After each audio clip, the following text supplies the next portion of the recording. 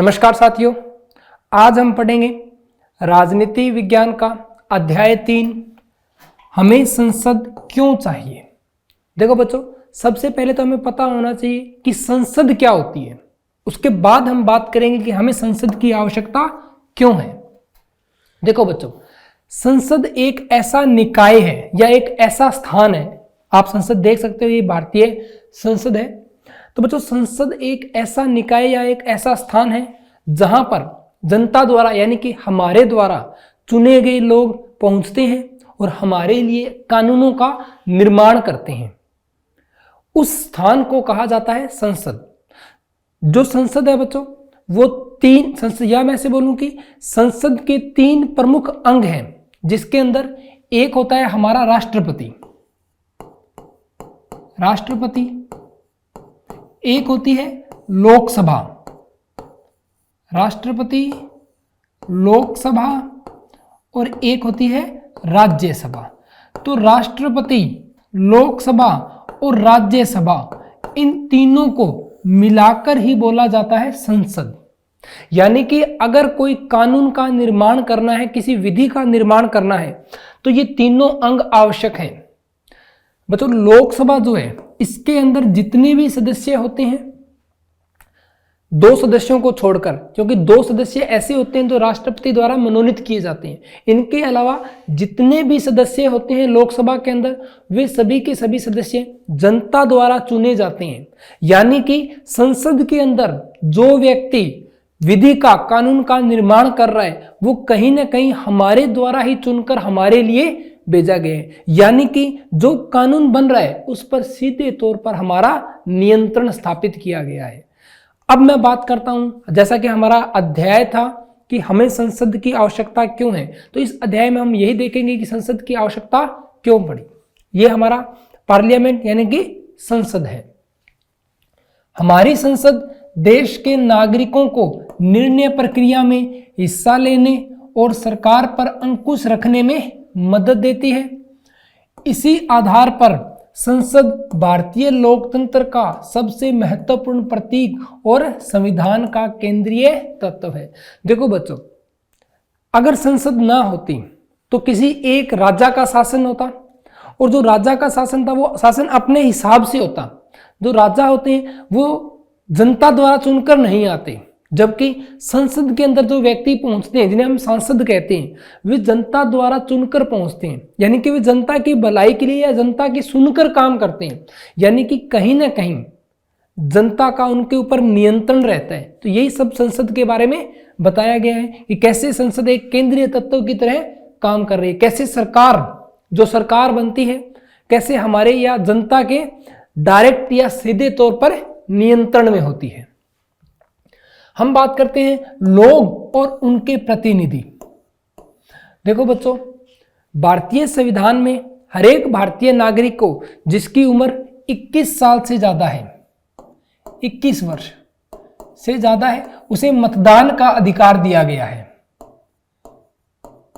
उसे मतदान का अधिकार दिया गया है। मतदान का मतलब होता है अपने जो प्रिय, अगर मैं बात करूं प्रिय सांसद नहीं कहेंगे, अपने किसी प्रिय व्यक्ति को वहां से वोटिंग के अंदर जिताकर संसद में भेजना, इसके लिए कराए जाते हैं मतदान। तो मतदान के अंदर भाग लेने वाले व्यक्तियों की उम्र होती है 21 वर्ष। तो यहां इस अध्याय के अंदर हम यही देख रहे हैं कि लोग और उनके प्रतिनिधि, कि कैसे लोग अपने प्रतिनिधियों को चुनते हैं और वो चुने हुए प्रतिनिधि कैसे संसद में पहुंचकर हमारे लिए कानूनों का निर्माण करते हैं। लोगों का निर्णय ही लोकतांत्रिक सरकार का गठन करता है। निर्णय का मतलब मतदान शक्ति। जिस व्यक्ति को ज्यादा मतदान मिलेंगे, यानी कि जिस व्यक्ति के समर्थन में ज्यादा लोग होंगे, वही सरकार के अंदर पहुंचेगा और वही हमारे लिए क्या करेगा, कानूनों का निर्माण करेगा और उसके कामकाज के बारे में फैसला देता है।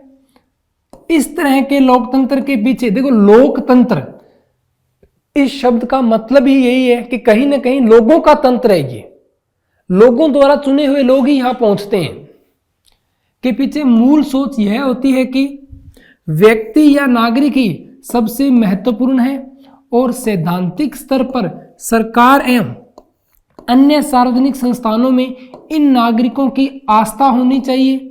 लोग संसद के लिए अपने प्रतिनिधियों का चुनाव करते हैं, मतदान का अधिकार प्राप्त है, तो मतदान से क्या किया जाता है, चुनाव किया जाता है।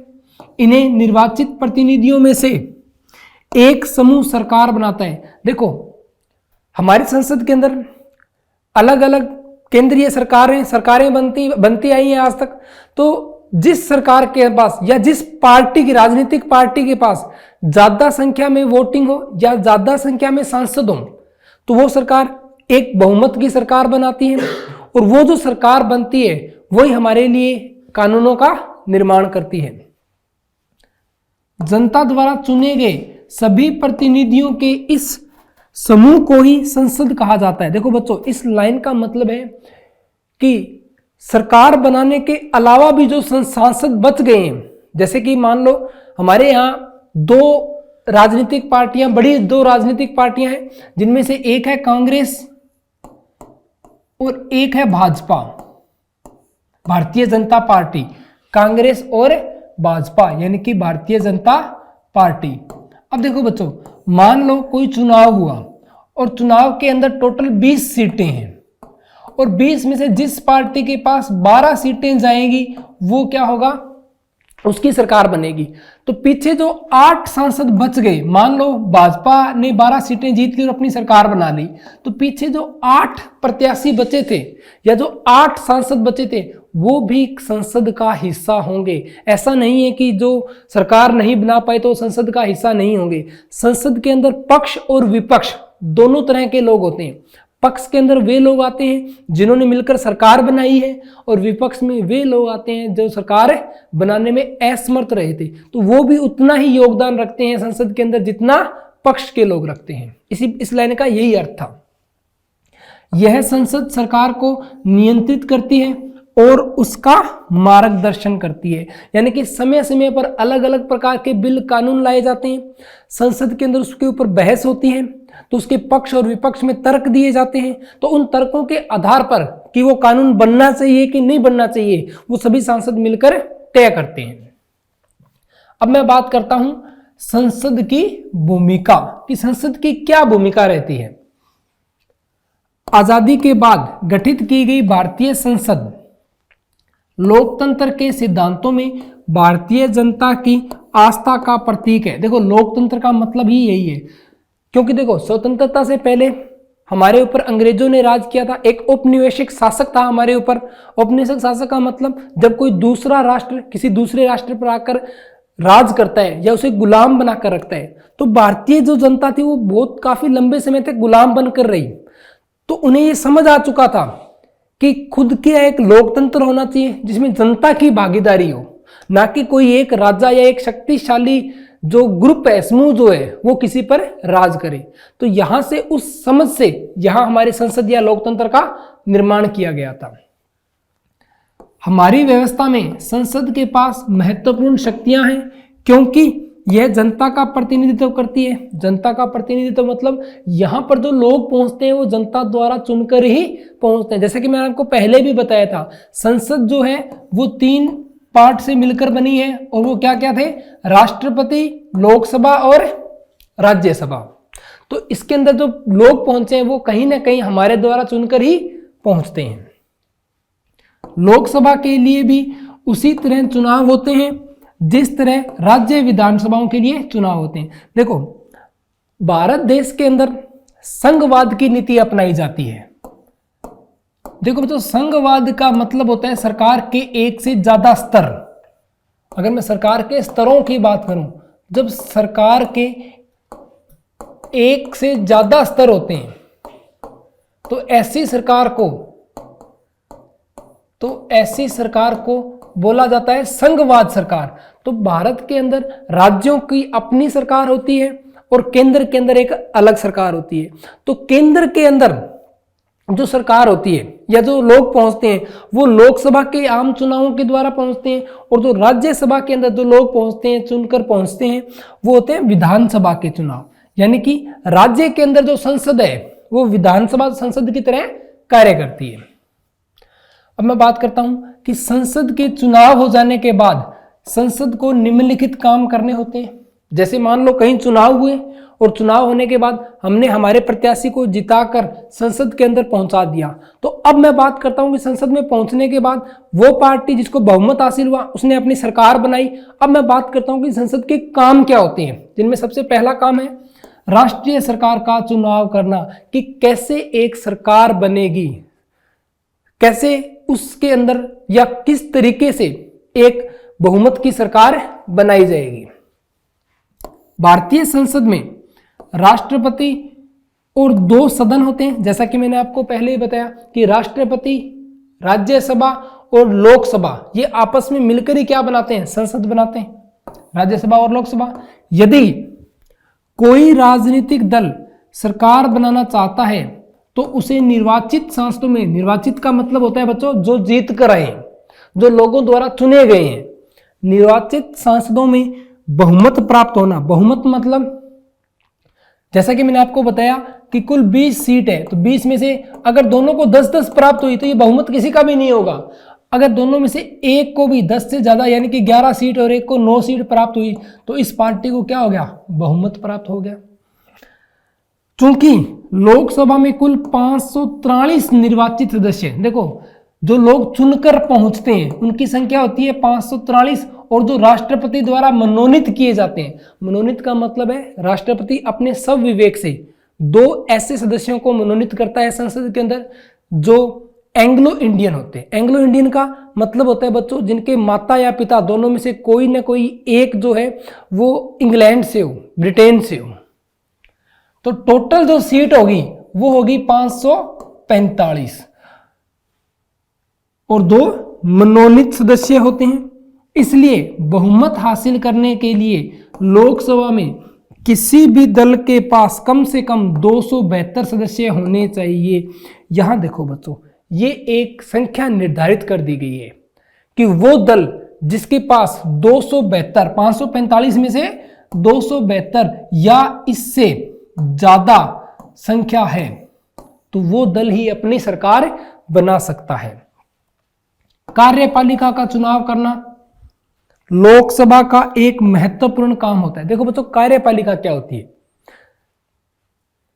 कार्यपालिका का काम होता है ऐसे लोगों का चुनाव करना जो संसद द्वारा बनाए गए कानूनों को लागू करवाते हैं, उनका क्रियान्वयन करते हैं।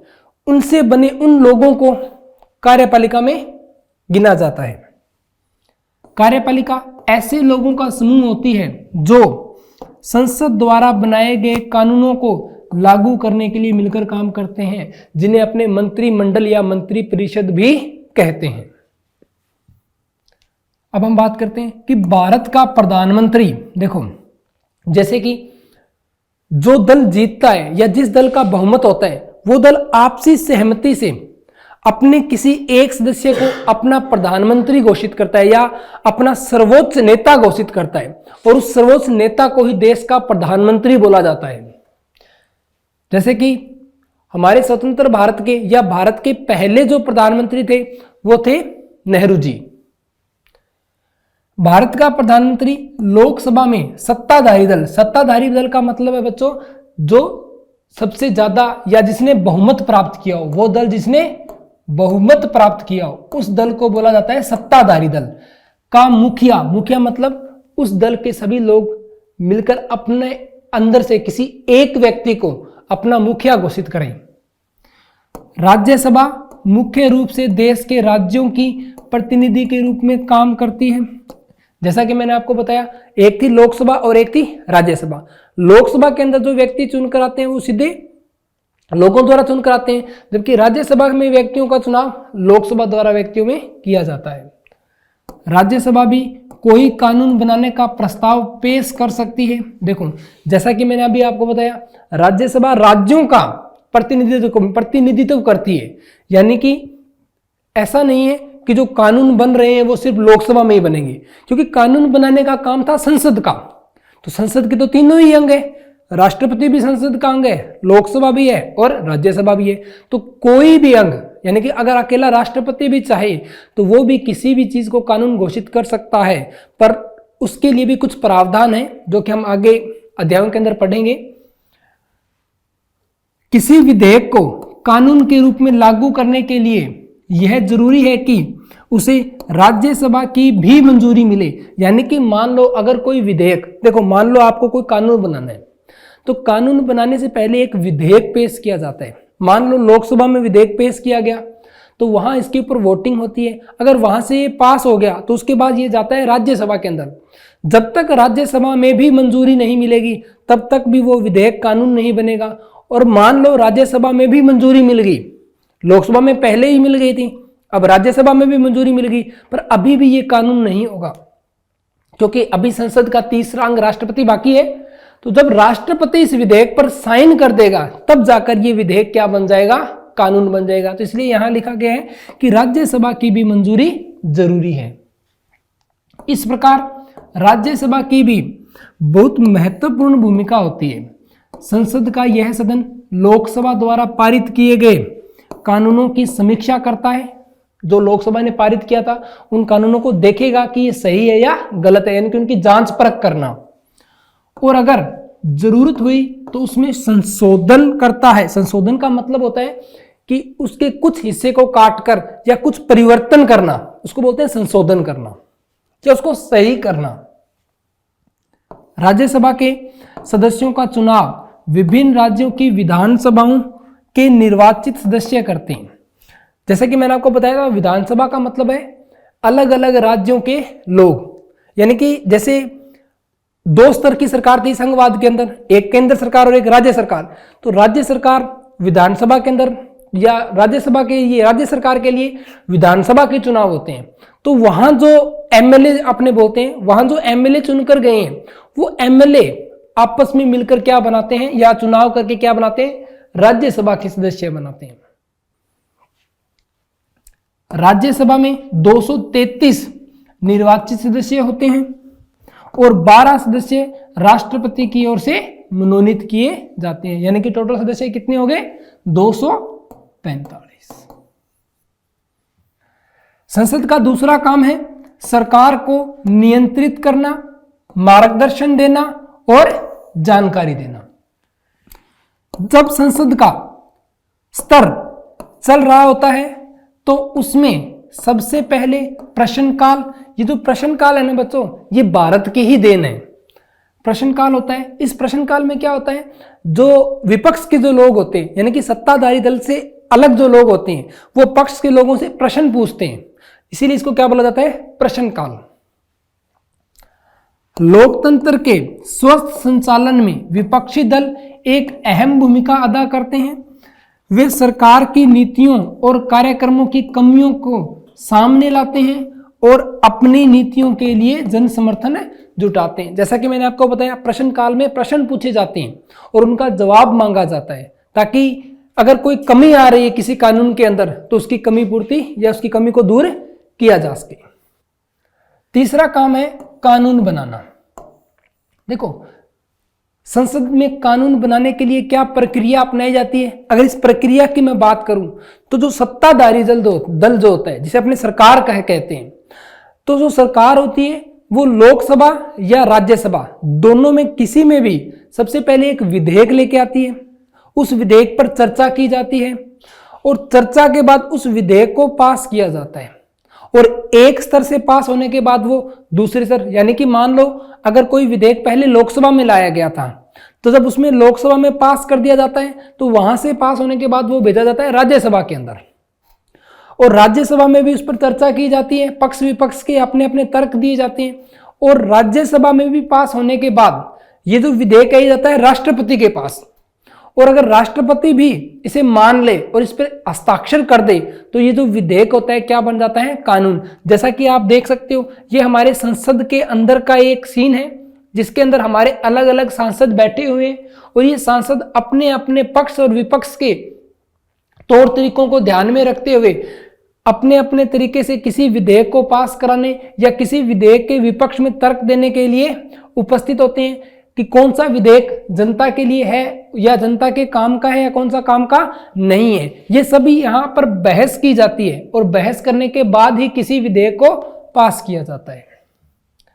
अब मैं बात करता हूं कि संसद में कौन लोग होते हैं, यानी कि जो प्रतिनिधि चुनकर आते हैं उनकी बात कर रहे हैं अपने यहां पर, कि एक समूह के व्यक्ति सबके हित में आवाज नहीं उठा सकते।